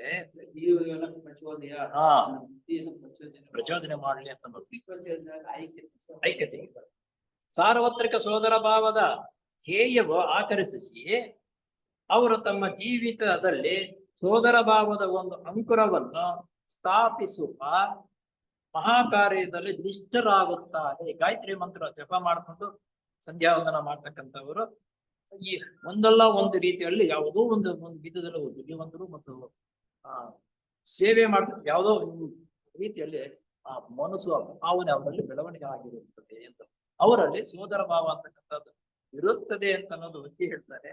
ಆದ್ರೆ ನಮ್ಮ ಸಮಾಜ ಪ್ರಕೃತಿಯನ್ನೇ ಒಂದು ರೀತಿಯಾಗುತ್ತದೆ. ಯಾರಲ್ಲಿ ಎಷ್ಟೆಷ್ಟು ಸೋದರ ಭಾವ ಇದೆ ಅಂತ ಅನ್ನೋದು ಆ ಗಣನೀಯಾಗಿ ಅವ್ರಿಗೆ ಬರೆದಿರತಕ್ಕಂಥದ್ದು ಕರೆಕ್ಟ್ ಆಗೇ ಮಾಡ್ತಾ ಇದ್ದಾರೆ ಅಂತ ಹೇಳೋದಕ್ಕೆ ಸಾಧ್ಯತೆ ಇದೆ. ನಮ್ದಲ್ಲ, ನಮ್ಮ ಬುದ್ಧಿಗಳನ್ನು ಪ್ರಚೋದಿಸಿ ಬುದ್ಧಿ ಎಲ್ಲರ ಬುದ್ಧಿ ಅವರು ಸ್ವಾರ್ಥವಾಗಿ ಒಬ್ಬರಿಗಲ್ಲ ಎಲ್ಲರಿಗೂ ಪ್ರಚೋದನೆ ಆಗಲಿ ಬುದ್ಧಿ ಅಂತ. ನಮ್ಮ ಮಾನ್ಯ ಅಧ್ಯಕ್ಷರಾದ ಸೋದರ ಶ್ರೀರಾಮ್ ಅವರು ಸುಂದರವಾದ ಮತ್ತು ಭಾವಗರ್ಭಿತವಾದ ಮಾತುಗಳಲ್ಲಿ ಹೇಳುವುದಾದರೆ ಏಕತ್ವ ಮತ್ತು ಬಹುತ್ವ. ಶ್ರೀರಾಮ್ ಅವರು ಹೇಳ್ತಕ್ಕಂಥ ಥಿಯಾಸಫಿಕಲ್ ಸೊಸೈಟಿ ಸದಸ್ಯರಿಗೆಲ್ಲರಿಗೂ ಶ್ರೀರಾಮ್ ಅಂದ್ರೆ ಯಾರು ಏನು ಅಂತ ಗೊತ್ತು. ಸುಂದರವಾದ ಮತ್ತು ಭಾವಗರ್ಭಿತವಾದ ಮಾತುಗಳಲ್ಲಿ ಹೇಳುವುದಾದರೆ ಏಕತ್ವ ಮತ್ತು ಬಹುತ್ವ ಅಂದ್ರೆ ಸಮಾನತೆ ಮತ್ತು ಭಿನ್ನತೆ. ಏಕತ್ವ ಅಂತಂದ್ರೆ ಪ್ರತ್ಯೇಕತೆ, ಸಮಾನತೆ ಭಿನ್ನತೆ ಅಂದ್ರೆ ನಾವೆಲ್ಲರೂ ಸಮಾನರು. ಅವನು ಸ್ವಲ್ಪ ಭಿನ್ನತೆ ಮಾಡ್ತಕ್ಕಂಥದ್ದು. ಎರಡು ಸೋದರ ಭಾವದಲ್ಲಿ ಇಂಬು ಕೊಡುಕೊಂಡಿವೆ. ಸೋದರ ಭಾವ ಇದ್ರು ಎರಡು ಆ ಇಂಬು ಕೊಟ್ಕೊಂಡು ಬರ್ತಾ ಇವೆ. ಸೋದರ ಭಾವ ಸಮಗ್ರವಾದ ತಿಳುವಳಿಕೆ. ಸೋದರ ಭಾವ ಬರಬೇಕಾದ್ರೆ ಸಮಗ್ರವಾಗಿರತಕ್ಕಂತಹ ತಿಳುವಳಿಕೆ ಬೇಕು ನಮ್ಗೆ.